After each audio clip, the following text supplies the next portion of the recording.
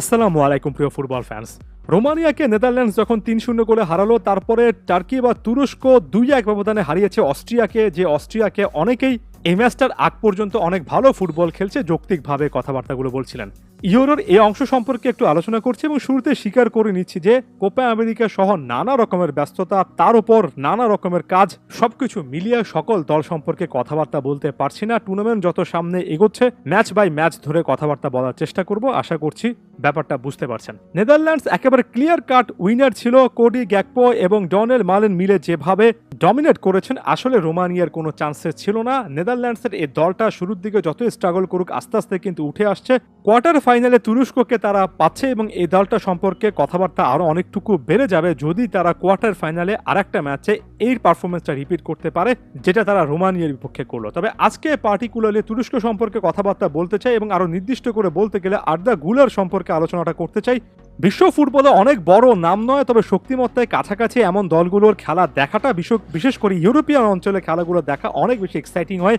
যারা এই ম্যাচটা দেখেছেন অস্ট্রিয়া বনাম তুরস্ক, তারা নিশ্চয়ই একেবারে পুরো 90 মিনিট ব্যাপারটা এনজয় করেছেন। হ্যাঁ, জোড়া গোল করেছেন একজন ডিফেন্ডার ডেমিরাল। তবে ম্যাচের একেবারে শেষ মুহূর্তে এসে যেভাবে তুরস্কের গোলকিপার মার্ট গুনক একদম 90+4 মিনিটের সময় অর্থাৎ এক্সট্রা টাইমের একেবারে শেষ মিনিটে এসে দুর্দান্ত সেই হেডটা সেভ করলেন, সত্যিকার অর্থে হ্যাটস অফ টু হিম। শেষ মুহূর্তে নায়কোচিত একটা পারফরমেন্সের মাধ্যমে তুরস্ককে কোয়ার্টার ফাইনালে নিয়ে গেছেন। এর আগের স্টোরিটা ডেমিরাল এবং আর্দা গুলারের ছিল। ম্যাচটা মাত্র শুরু হয়েছে, 19 বছর বয়সে আর্দা গুলার একটা কি পাস বাড়িয়েছেন যেটা ক্লিয়ার করতে গিয়ে কর্নার হয়েছে। কর্নারে তিনি এমন একটা কর্নার নিয়েছেন পারফেক্টলি, যেটা আসলে ক্লিয়ার করতেই অস্ট্রিয়ান ডিফেন্সের অনেক বেশি কষ্ট হয়েছে এবং ব্যাপারটাকে তারা হজবরল করে ফেলেছেন, যেটার সুযোগটা ডেমিরাল নিলেন। এখানে আর্দা গুলারের ইম্প্যাক্টটা একেবারে স্পষ্ট। পুরো ম্যাচ জুড়ে একের পর এক কি পাস জেনারেট করার চেষ্টা করেছেন, কখনো লেফট উইংয়ে, কখনো একজন ফলস নাম্বার 9 হিসেবে, কখনো একজন প্লে মেকার হিসেবে ডিবক্সে ঢোকা কোনো একজন প্লেয়ারকে ধরার চেষ্টা করেছেন।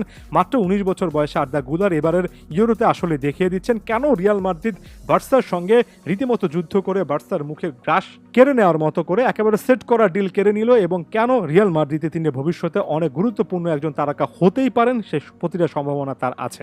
ইউরোর ইতিহাসে সর্বকনিষ্ঠ প্লেয়ার হিসেবে অভিষেকে গোল করেছিলেন মাত্র কিছুদিন আগেও তুমুল আলোচনা তাকে হচ্ছিল। এই প্লেয়ারটার সবচেয়ে বড় স্পেশালিটি হচ্ছে আমার কাছে এখন পর্যন্ত মনে হয় তার ভার্সেটিলিটি।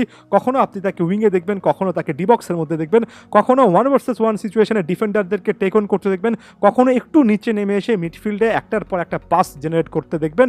তুলনাটা কোনোভাবে খাটে না, তুলনা আমি করছিও না, তবে তুরস্কের মেসি তাকে ডাকা হচ্ছে এই প্লেইং স্টাইলটার কারণে। গুলার কিন্তু সেটা প্রায় দেখাচ্ছেন। দ্বিতীয় যে গোলটা ডেমিরাল করলেন সেটাতেও কিন্তু একেবারে মাপা একটা কর্নার কিক এই প্লেয়ারটাই নিয়েছেন। Again man of the match Demiral দুর্দান্ত একটা হেড করেছেন। তবে তার আগে আপনি যদি এই ডেলিভারিটা দেখেন, সত্যি অর্থে আর্দা গুলার সম্পর্কে আরও অনেক ভালো ধারণা হবে। ইয়াং ট্যালেন্টেড রাইজিং ট্যালেন্ট অনেক আসছেন, তবে আর্দা গুলারের মতো এমন টাইপের প্রোফাইলটা অনেক বেশি করে ভালো লাগে, কারণ এই প্লেয়ারটা যদি গোল অ্যাসিস্ট নাও করেন তারপরে একটা গেমের মধ্যে হেভিলি ইনভলভ থাকবেন তার ওভারঅল অ্যাবিলিটির জন্য। তাই সামনের দিনগুলোতে আর্দা গুলারের দিকেও অনেক বেশি করে চোখ থাকবে। সামনে নেদারল্যান্ডসের বিপক্ষে কঠিন যে ম্যাচটা তুরস্ক খেলবে সেখানেও কিন্তু তিনি দলটার ট্রাম্প কার্ড হচ্ছেন। ধন্যবাদ সবাইকে।